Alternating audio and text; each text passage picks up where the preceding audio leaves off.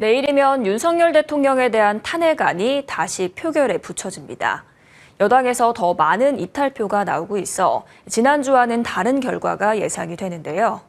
이와 맞물려 혼란한 정국 속 주주에 대한 이사의 충실 의무를 규정한 상법 개정안 통과 가능성도 높다는 분석입니다.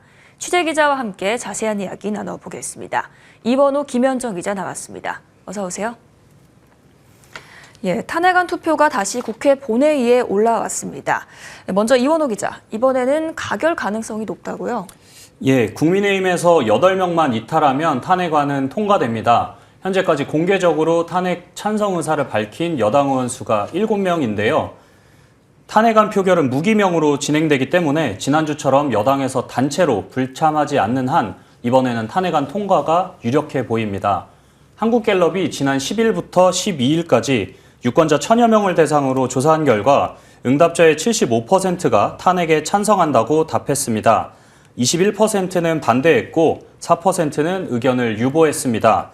어제 대통령의 대국민 담화 일부를 잠시 들어보겠습니다. 거대 야당의 의회 독재에 맞서 대한민국의 자유민주주의와 헌정 질서를 지키려 했던 것입니다. 그 길밖에 없다고 판단해서 내린 대통령의 헌법적 결단이자 통치 행위가 어떻게 내란이 될 수 있습니까? 반성과 참회가 아닌 계엄을 옹호하는 발언이 30분 동안 이어졌는데요. 오히려 탄핵 찬성 여론에 불을 지핀 게 아니냐 이런 목소리가 나옵니다. 전국은 앞으로도 혼란이 거듭될 것 같습니다. 또 내년 1월이면 미국에는 트럼프 행정부가 들어섭니다. 우리 경제에는 어떤 영향이 있을까요? 먼저 짚고 넘어가야 할 것이 지난해 우리나라의 대미 무역수지 흑자가 역대 최대인 444억 달러입니다. 미국 입장에서는 8번째로 무역 적자가 큰 국가인데요. 앞으로 자동차나 반도체 부문부터 미국의 관세 압박이 시작될 가능성이 높습니다. 대외경제정책연구원은 트럼프가 관세 정책을 시행하면 한국의 수출액이 최대 448억 달러, 우리 돈으로 64조 원 넘게 감소할 수 있다, 이렇게 분석하기도 했습니다. 또한 트럼프 당선인은 주한미군 방위비 분담금도 올해 10배 수준인 100억 달러까지 올려야 한다, 이런 주장을 펴기도 했습니다. 경제와 더불어서 외교 안보, 대북, 국방, 이렇게 미국과 협상해 나가야 할 것들이 한두 개가 아닌데 우리나라의 행정 시스템은 사실상 마비됐습니다. 대통령과 국무총리가 현재 피의자로 지목이 돼 있고 국방장관은 공석입니다. 국무회의 때 참석했었던 최상목 경제부총리와 일부 다른 기타 국무위원들 역시 경찰에서 참고인 조사가 불가피한 상황입니다. 다른 나라보다 더 앞서서 미국을 설득해도 모자랄 판인데 지금은 우리나라는 퇴행을 겪고 있는 겁니다. 한국 경제 성장 경로가 있었는데 그 성장 경로가 반대 방향으로 바뀌고 있는 국면이거든요. 세계와 중국, 미국의 안보 우산 이런 것들이 우리가 성장하는 데 큰 도움이 되고 반도체, 삼성 이런 게 도움이 된 건데 그 방향이 더 어려워지고 있다는 거예요. 12.3 비상계엄 사태로 인해 우리 국민들은 돌이킬 수 없는 피해를 입게 됐습니다. 이어서 김현정 기자한테 질문을 드리겠습니다. 탄핵 정국이 길어지면서 자본시장도 분주하게 움직일 것 같습니다. 네, 그렇습니다. 자본시장의 시선도 이번 주 토요일로 쏠리고 있습니다. 다시 회복세를 보이고는 있지만 지난주 탄핵이 한 차례 불성립되면서 이번 주 월요일 증시가 크게 흔들렸는데요. 만약 이번 주 탄핵이 가결된다면 불확실성이 일부 해소된다는 점에서 반등 요소로 작용할 수는 있습니다.